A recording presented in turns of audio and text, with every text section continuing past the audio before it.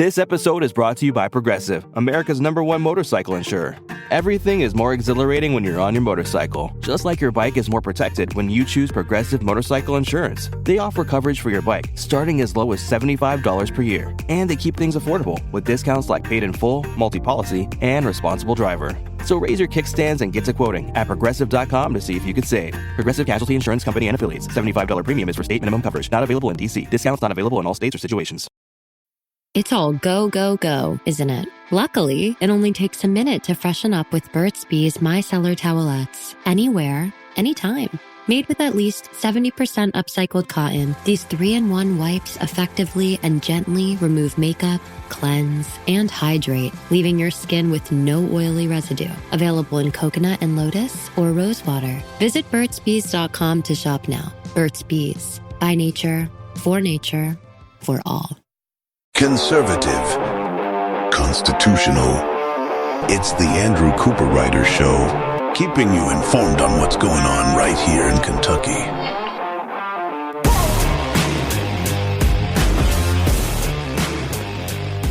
And welcome everybody to the Andrew Cooperrider Show. Happy Black Friday. Hopefully everybody had a swell and grand Thanksgiving. I know I did. Some family came in from out of town, sister and brother-in-law, some my nephews, as well as over at the parents' house there, having a grand old Thanksgiving. I hope some family came into town for you, said hello to you. You know, I had a funny occurrence with my nephew.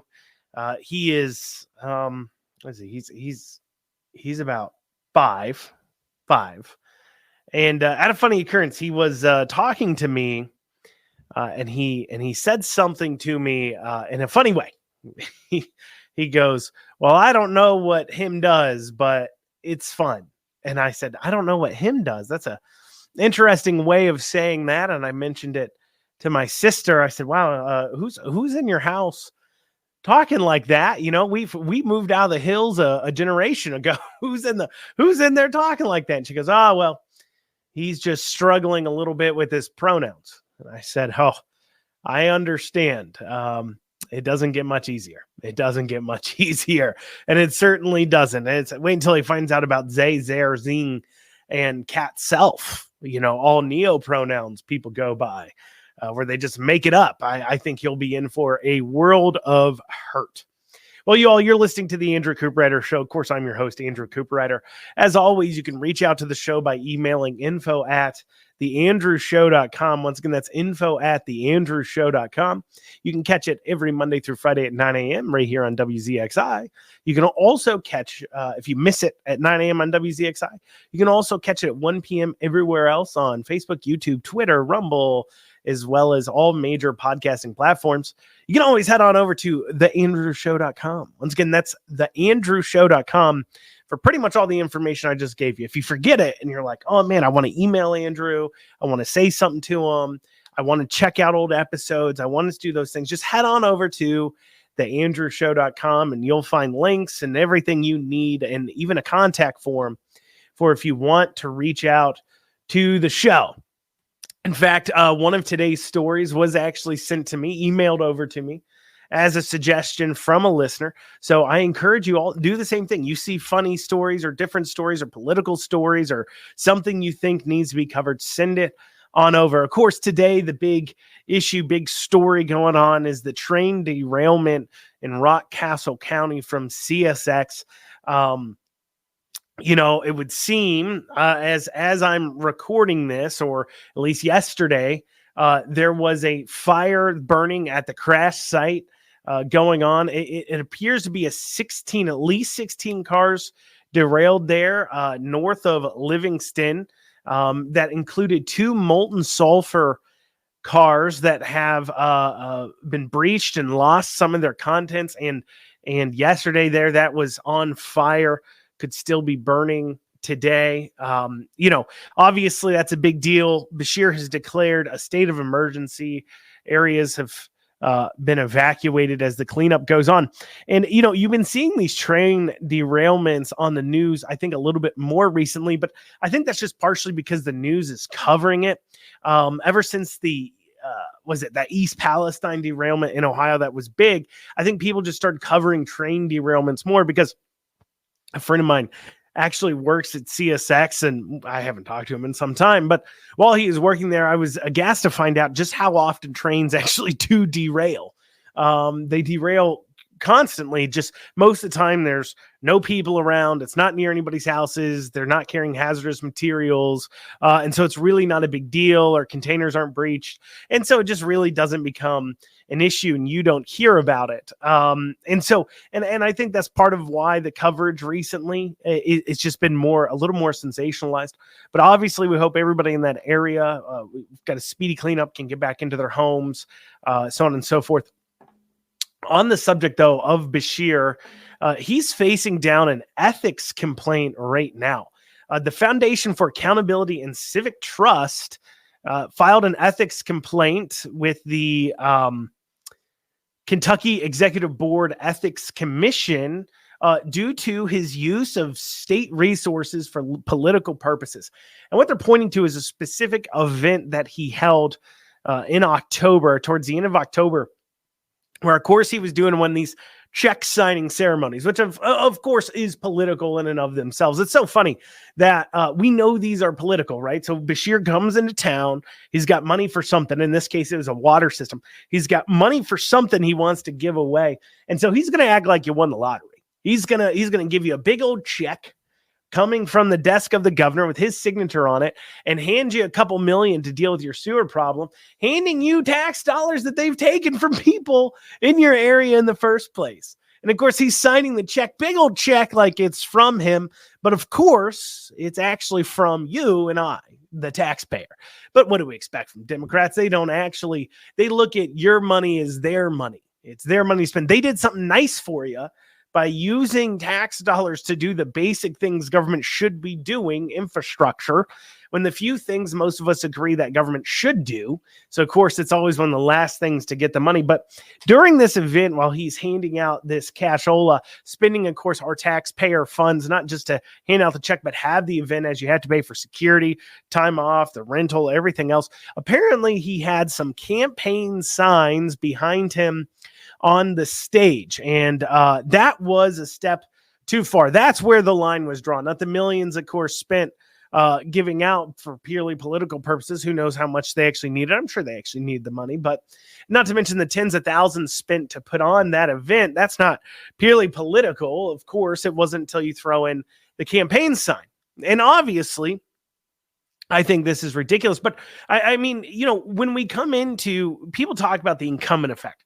What does being an incumbent help with? Well, this is one thing being an incumbent helps with. You get all kinds of free press time and event time, because if Cameron wanted to hold an event in your community, well, his campaign would have had to have generally paid for it, unless, of course, he was doing an event as the attorney general.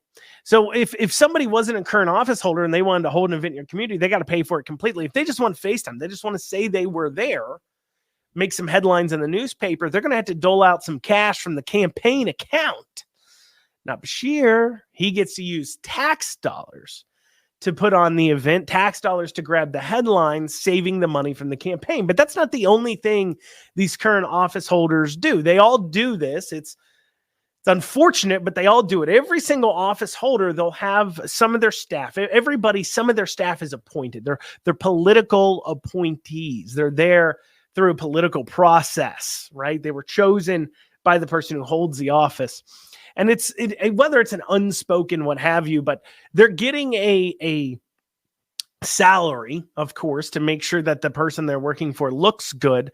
But then also come campaign time, the person they report to is, of course, the office holder.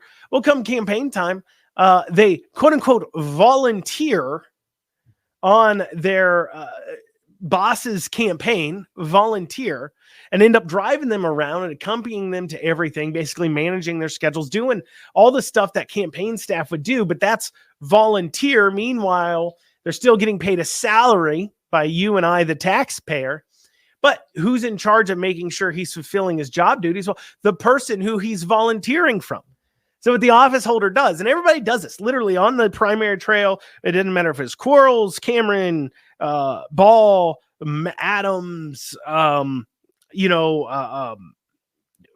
Harmon, it didn't matter who it was. If they were a current office holder, Rand did it while he's running for office. If he's a current office holder, his actual volunteer, his actual staff being paid a salary by us, the taxpayers, is quote unquote volunteering, and just somehow their volunteer hours happen to be almost like another full-time job or a full-time job, and they're volunteering in the middle of work days. I mean, this is just something they do. This is what it is. This is the incumbent effect. They get to use our funds to create those headlines and further themselves. So he's facing down that ethics complaint. Well, coming up after this, we got some more scaling back on Ford's part when it comes to the Ford battery plant. In their Ford battery plant, investments all across the nation. We'll be talking about that after this short break. You're listening to the Andrew Cooperrider Show, your source for Kentucky politics. And you are back with the Andrew Cooperrider Show, your source for Kentucky politics. Welcome back, everybody. You know, before the break, I'd gone over some of the Andy Beshear ethics complaints and issues there, using taxpayer funds to forge yourself politically. And well, if we have a greater example of that than the Ford battery plant, for those of you unaware, those of you who haven't listened to the show at all before, my feelings on this Ford battery plant are not very positive. In fact, I'm one of the few people in politics willing to call it what it is: a scam, a farce, a misuse of taxpayer funds. You see, what happened was during 2021, during the COVID pandemic, our state legislators and Beshear came together to call a special session that we thought was, of course, to deal with the pandemic. Well, according to Beshear, of course, what he said during the debates this year, that was called specifically for Ford to hammer this deal out for Ford's battery plant. And at the time the vote took place, the vast majority of the legislators, other than a few members of leadership, had no idea who they were voting to give money to. That's right. Your legislator, most likely, because there's only a few that abstained and a few that voted no, your legislator most likely voted yes to give $410 million to a company, to a private company. So $410 million, almost $500 million, your dollars, to a company, private company, to build they didn't know what. That's right. They had no idea what they were building. And then they find out after the fact, well, it's a Ford battery plant. And we're supposed to celebrate this. Beshear ran on this as a main cornerstone idea. Now, first, if I was a legislator, I'd never be voting to give money to I don't know who. We're talking about 410 million clams here. That's big money. Those are my constituents' dollars. I need feedback from them before I can take that vote. I'm here to represent them, not represent you, Ford. I'm here to represent my voters. And how could I possibly be properly representing my district if I don't know even who I'm giving the money to? Now, if you're me, you would never vote to give any kind of money to private companies like this because it's wrong. The government doesn't need to be investing in this way. That this isn't investments. The government doesn't make a return on investment. We're going to go into why the government shouldn't invest as we take a deeper look here, because of course these idiots bought this hook, line, and sinker. Now, from the start, I was calling this out as a bad investment. It looks like it's just getting worse. We've had nothing but bad news. I hope in the end this does work out, but it's been nothing but bad news. But what do you expect? Giving $410 million to you don't know who as a legislator, it's probably not going to turn out very great in the long run, will it? But anyways, so what's the news? What's been the problem? Why is this coming up now? Well, Ford has said that they're slowing, that due to slowing electric vehicle sales and surprise, surprise, labor costs. Those of you who've been following the show through the UAW labor dispute, as I've talked about that, I've pointed to that, saying that that will affect Ford's ability to follow through on their commitments. If they commit, as they did, to unionizing electric vehicle plants, they will not be able to compete with Tesla. Tesla makes too much per vehicle and they're not unionized. That's part of the reason why we're seeing people going after Elon Musk and Tesla so much. They're trying to get more lefties in there so they can get it unionized, because right now it means a lot of other people can't compete. But anyways, what's Ford saying? Well, they're saying they already delayed the building of that factory. Surprise, surprise. Something they did here in Kentucky too. They've decided to not build or delay the building of one of their factories here in Kentucky. They had two factories right next to each other, delaying one, building the other. And they're going to scale back now in Michigan, their plant. So they delayed it. Now they're scaling it back to being 2,500 employees hired to 1,700. And they're expecting the annual battery cell output will drop from 400,000 vehicles per year. That's how much batteries they're hoping to make for, to only 230,000, almost half. Citing, of course, slow growth and labor costs. Surprise, surprise, right? Are you real surprised? Well, it's not particularly surprising. Like I said, they've delayed the growth, the building here. It won't be long until they start putting down those number of jobs amounts till finally that 410 million, which, by the way, we already gave them 250 million in cash. Well, looks like an even worse investment than before. I remember when I was running for office state treasurer, I'd bring this up and I say, look, this isn't what government should be doing. It's a bad investment to begin with. And it's just not what government should be doing. And I was told by a few people, hey, stop talking about that. People love the battery plant, everything else. It's a bad deal. People love the battery plant because they don't realize that 410 million of their dollars were given to it secretly. As soon as they find that out, every single normal, rational thinking conservative especially loses their minds. How could our government do this, they say? Well, they do it because they hate you, one. And two, they're not actually very intelligent. Right away, I called this out. Why is it? Because I know about companies like a Patera, like Fisker, like Coda. Electric vehicle manufacturers who failed until Tesla came along. Until Elon Musk came along to Tesla, more specifically. Because Tesla was also failing, completely failing.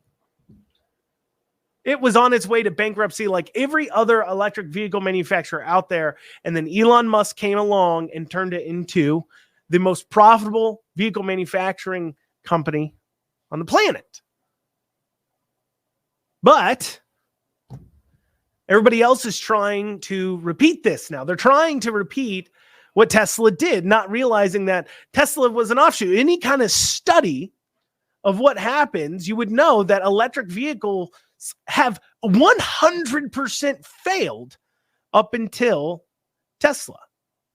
Now, at the same time that these dummies in our legislator and Beshear, who once again isn't exactly an expert in investments, decided to dump $410 million into electric vehicles. Well, this is the same time that, surprise, surprise, the stock market was skyrocketing right around November of 2021, right when we had the same vote. You saw companies like Lucid Motors hitting a high stock price of $55.21. Rivian, $130. NIO, $61.95. Polestar was $5.46 a share. Now, where do those companies sit? Lucid, $4.20. It fell from $55.21 to only $4.20. Rivian fell from $130 a share to now sitting at just $15.98. NIO, a high at that time, the same time we decided to invest your $410 million. NIO was sitting at about $61.95. Now it's $7.47. And Polestar is just worth pennies, was worth $5.46. Now worth less than $1. That's the story of all of them. Because that is a Tesla with Elon Musk is, I don't want to call it exactly a moonshot, but it's an anomaly. Up until then, everybody else has failed. It's a bad investment, generally speaking. But you saw these companies peaking. Oh, it's all great. Yeah, this is the investment attitude. Well, let's go ahead and dump $410 million of Kentucky taxpayers' money into this amazing investment. Now, as everything is going bust. and it's dropping. Because when all these people threw in, well, all this excitement when electric vehicles future, well, that was when Tesla was peaking at 407 a share. Now it's down to around 250 a share. But it's providing massive returns for the people when Tesla was 407 a share. Well, it was massive returns if you bought in at 50 a share just 2 years ago.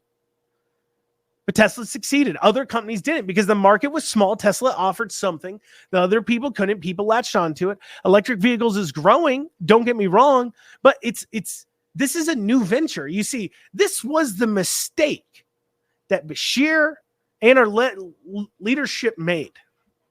They heard Ford and said, let's give them $410 million. This is a sure thing. What they didn't realize is they weren't investing in Ford, though.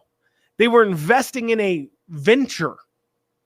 This was a startup in a area that has been historically 99% failure. We didn't just invest $410 million with Ford. Ford's a great backer. But we actually invested, as a state, $410 million into a moonshot startup. Now, anybody who invests in startups would tell you that the idea is you invest early on in a few at low amounts in hopes that one day they go public and you can cash out. You invest in, maybe 50 in hopes one succeeds and you earn back all the money you invested in all those 50. But it's a gamble. And you certainly need expertise and people who are experts in startups to even begin to see what will make something successful. But that isn't what they did. No, they didn't recognize it as a startup. It's Ford. It's been around forever. Yeah, sure, this is something new. Everybody's failed in, but let's go ahead and invest all of that taxpayer dough right here into this big old chance that this would happen. Well, old crime family Lundergans back on the scene. We're seeing them shucking and jiving again, getting money out of governments all over the state. We'll be talking about that after this short break. You're listening to the Andrew Cooperrider Show, your source for Kentucky politics. Remember, you can reach out to the show, info@theandrewshow.com. Once again, that's info@theandrewshow.com. We'll see you back here in just a few short minutes.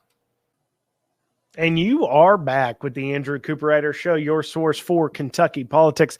For the break, I was talking about the Ford plant just going, had bad news out of Ford up in Michigan, wondering if we're going to have some more bad news than what we've already gotten from the Ford plant here in Kentucky, just pointing out how incompetent our people in government are. And yet they still are foolhardy enough to believe that they can pick and choose what companies to give money to invest, our money to invest. In this case, like I said, $410 million to Ford. And, if Cameron had a little bit of gumption, he would have went after Beshear Ford. Of course, he would have risked upsetting the uniparty types that are there in the legislature because, of course, they voted for it too. They said, okay, just as misguided as Beshear. It's not all Beshear's fault. If this Ford deal ends up going fully bust, it's already busted a bit. They've already had to adjust down and slow down and say, look, we're probably not going to hire as many people as we thought. And well, we're going to slow the building of this factory. They've already done that. Of course, if that happens, will we get an apology? Nope, we won't. I mean, as I said, your legislator most likely voted for this. And if your legislator did, I want you to ask them, do they regret it at all? I don't think they do. I really don't think they do. Well, I also mentioned that the Lundergan crime family's back on the scene. You may remember, of course, you got Jerry Lundergan, former, I believe, state House rep and convict. And you also have former Secretary of State Allison Lundergan Grimes. Sorry. And Allison was, of course, known for being a very corrupt Secretary of State, famously overinflating our voter rolls to the point that we had federal courts get involved, saying we had to remove people off our voter rolls because they were so badly inflated. She ran the office so horribly, an election so badly. The Secretary of State was removed from the Board of Elections for the state, wasn't put back on until after she left office. She quite frankly just didn't know what she was doing. Well, despite the fact she was a complete and utter failure in the office of Secretary of State, she still decided to take a run at Mitch McConnell a few years ago. And in that run against Mitch McConnell, her father, Jerry Lundergan, former, like I said, state house rep and CEO at Emergency Disaster Services, as well as the Lundergan Group, he decided he was going to hop in there and illegally funnel money to his daughter's campaign. So he illegally funneled money from one of his companies into his daughter's campaign, and he was caught doing it. And he was found guilty and sentenced to right around about 2 years in jail. And during, of course, the COVID fiasco, he asked to be released from jail, citing his health and risk of COVID of being stuck in jail. And a judge, Tatenhoven, was the judge on that to make a ruling on that. He made a ruling and sealed it. So I don't know if old Jerry, mob boss Lundergan, got out because of COVID, or if he got out because he just served out his sentence, because he would have gotten out what I think like May of this year would have been when he served out his sentence. So anyways, so he's back on the scene. Now, you may also remember Emergency Disaster Services and old Jerry Lundergan from, of course, the COVID response. You may remember that the University of Kentucky set up a field hospital costing the taxpayers $6 million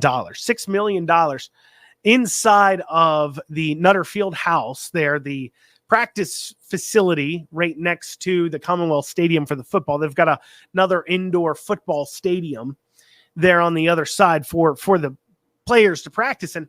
And he set up a field hospital there. UK did. And of course, they gave that contract to Emergency Disaster Services, Jerry Lundergan's company, $6 million. Now, did a single person spend a single day in that bed? Nope. Was that field hospital used at all? Absolutely not. And what's weird is the structure was already there. I don't know everything, of course, that they provided, but $6 million to, I guess they rented everything from Jerry and the Emergency Disaster Services and spent $6 million doing it. That seems like a lot of money, a lot more than we would expect for them to spend on such a thing. But he's back. Where you see over last week or so, the city of Lexington announced they would be setting up warming shelters for the homeless around Lexington at the Hope Center and other places. Apparently, we don't have enough beds for the homeless that decide they want to live indoors during the cold months. And so they set up these warming locations. They also set up kitchens and places to feed them. And up on stage while they're announcing it is old sneaky Jerry sitting back there behind them, obviously up there because it appears that the city has given him the contract for setting up these tents and these warming centers for the homeless. Now, is there nobody else that they could choose from? Apparently not. Apparently, there's only one emergency disaster relief company in the world. And apparently it's Emergency Disaster Services owned by convicted criminal Jerry Lundergan that they just have to keep using. Now, what's funny is and some of you may look at it and say, wow, they're wasting this money, setting this up for the homeless. Is it used? Is it not used? Is this a good expenditure of money? The thought process here is this. So every year when it does dip below freezing, you, the taxpayer, pays to put up homeless people in hotel rooms. And over the years, that expense has gotten more and more. It's gotten more of obviously expensive of a thing to get done. And not all hotels are willing to participate for obvious reasons that, these people don't exactly respect the things around them. So instead this year, instead of the hotel rooms, they're attempting to set up these tents, which could save money overall. I don't know. And that goes into, and earlier this week I was talking about the homeless problem, because we continue to allow these people to live on the street because we're unwilling to do anything, while at the same time we're required, if people travel into our area, vagrants, they're not even from Lexington. They've just traveled here because, well, we're so welcoming. We've got our needle exchanges, food programs, tents, places to sleep. We've done all that, so much so to the point that they just feel like, hey, they're open arms there in Lexington. Let's go there. Now they show up, and guess what? It's now our problem to deal with. It's you spending your money to keep these people housed, to keep these people alive. Is there any requirement for them? Now, I'm not saying it's a bad thing. I understand that you may personally want to give to these things, but the problem is like I said, are these people from Kentucky? Are these even Kentuckians? Have these people ever contributed to our society at all? Most likely not. And so it becomes a question of when is tough love at a point where we need to say, okay, we understand we're here to make sure you don't die because all life has value, but you need to start taking care of yourself. When do we have those conversations with them? When are they faced with that hard choice? Instead, we continue to enable them to live this way and continue to enable them to make the easy choices of just living on the street because they have an addiction or what have you. And people want to blame mental health problems. And I hear you. I bet you some of them do have some real debilitating mental health problems. But let's not pretend like there's not treatment available for that either. And we as a society have got to step in, because this just keeps costing us more and more money. It just keeps costing us more and more. Well, we're hitting up on the break right now. Remember, you can reach out to The Andrew Show by emailing info@theandrewshow.com. Once again, that's info@theandrewshow.com. If you want to reach out, give out your opinions and feelings on that. Otherwise, we'll be back here in just a few short minutes after this break. And you are back with the Andrew Cooperrider Show, your source for Kentucky politics. I'd mentioned this in passing, I think maybe last week or so. I didn't have time to cover it at that time, but there was this op-ed in the Herald Leader wrote by Rich Gimmel, Jan Skavdal, and Caleb O'Brown. Now, I do know several of those authors of this op-ed, so, and they're good people. So if I'm to be honest, I'm already coming into this expecting them to make a very great point, and they certainly do. They're writing about, of course, the governor's election that occurred, and writing about a peculiar, geez, do I speak English, Andrew? I wonder sometimes. A peculiar thing that Daniel Cameron did during the campaign, and he ran away from vouchers. He ran away from educational choice. He ran away from talking about it, which seemed odd. Quoting now from the article, this is what they started off by saying. They said, Kentucky politicos will spend the coming weeks trying to understand how a Trump-endorsed, Mitch McConnell-favored Republican managed to lose the governor's race in a state that is quickly trending toward the GOP. In all those post-election reflections, one fact should stand out. Daniel Cameron could have made his support for educational freedom an inspiring centerpiece of his education reform agenda. In choosing not to do so, he failed to speak up for Kentucky parents who are demanding robust learning options for their children. For those of us who trust Kentucky parents to take ownership of their children's education, this is baffling. School choice is very popular in Kentucky and increasingly so, and they're not wrong here.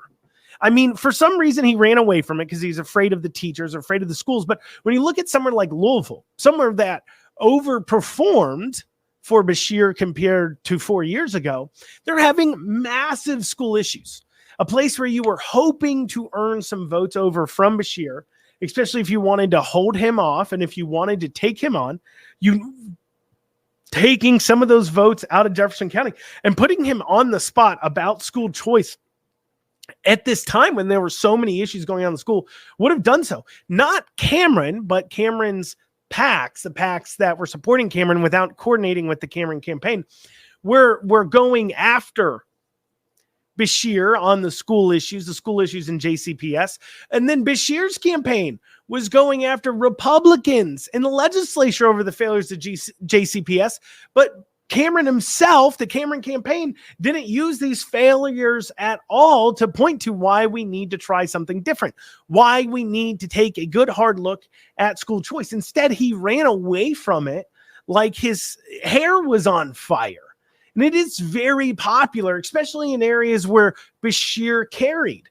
Putting Beshear on the spot about it. If I was running for governor, I'd be putting Beshear on the spot about why he doesn't support school choice, despite the abject failures going on in school systems like Jefferson County Public Schools. I mean, remember, you had the busing issue going on. You had educational attendance issue coming to light at that time. You had, the spending, them claiming they just need more money. Well, they're spending over 20 grand per student in their budget, over 20 grand per student in their budget. And it gets overwhelming support. I mean, this is from the article, right? They're quoting a 2019 Mason-Dixon poll. And this is before COVID. This is before the shutdown. And it already created a divide, more of a divide between schools. This is before CRT. This is before a lot of the failures we see in Jefferson County. But this is what it says. A resounding 74% of voters said yes to school choice. This was the question. Generally speaking, would you say you support or oppose the concept of school choice? 74% of voters said yes. Only 20% said no. Even in Louisville and Lexington, support for school choice was 69%. This was taken before COVID. This was taken before the issues happened in Louisville. Article goes on to say in 2021, Kentucky's neighbor to the east, West Virginia, went all in and delivering more educational options for families by adopting the Hope Scholarship, one of the most inclusive and expansive educational freedom programs in the country. That program has delivered new options to hundreds of thousands of students there. New opportunities for schooling have dramatically expanded in West Virginia in just the last 2 years. More broadly, surveys indicate that parent satisfaction with their kids' education is higher when parents have robust choice. And that's right. When they feel like they're stuck in only the public school system, the parents themselves feel more unhappy. They are more satisfied, even if they choose the same school that they would have had to have picked if there wasn't school choice, or would have been forced upon them if there wasn't school choice. They still feel more satisfied if they have choice because they've chosen it. It also gets them in turn then more involved in the education. As I've said priorly, there's good arguments in rural areas against school choice. There is. Because, of course, you worry that if people take their kids out of the area, you got rural areas where there may not be another school that comes in with a choice. How will they educate the kids that they have to at the public school system there if they don't have funding? But one, that is a conversation to have and look at. How do we address that problem, that situation?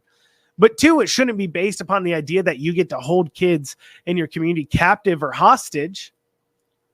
But by denying them options, hopefully you're providing a high quality school and people decide they do want to still use you, of course, put you a little bit more in competition.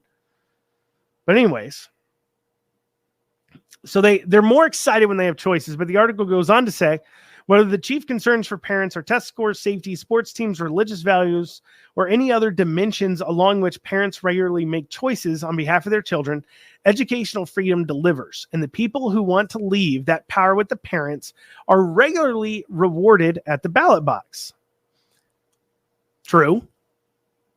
Goes on to say, but in debate after debate, Cameron refused to lend his voice to struggling Kentucky families. Unwilling to make the simple case for school choice, Cameron allowed his opponent to mischaracterize both Cameron's support for expanded learning opportunities for kids and the issue of school choice more generally. Cameron's case could have been straightforward. I want parents to be in charge of their child's education. That's simple. That's straightforward. It's hard to argue with. Beshear would have struggled with that. What would he have said? No, you can't trust parents. Kids belong to the public school system. Remember, in Virginia, that's what Glenn Youngkin's opponent said. said parents didn't belong in the education of a child. And how did the voters reward that at the ballot box? Coming out on this education issue, instead of being mamby-pamby silent about it, like Cameron was, he could have put Beshear in the same position, challenging him in the same way that Glenn Youngkin challenged his opponent in Virginia, something that led to his demise.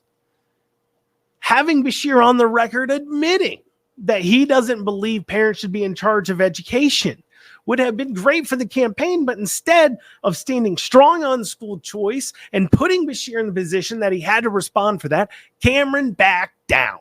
He backed down.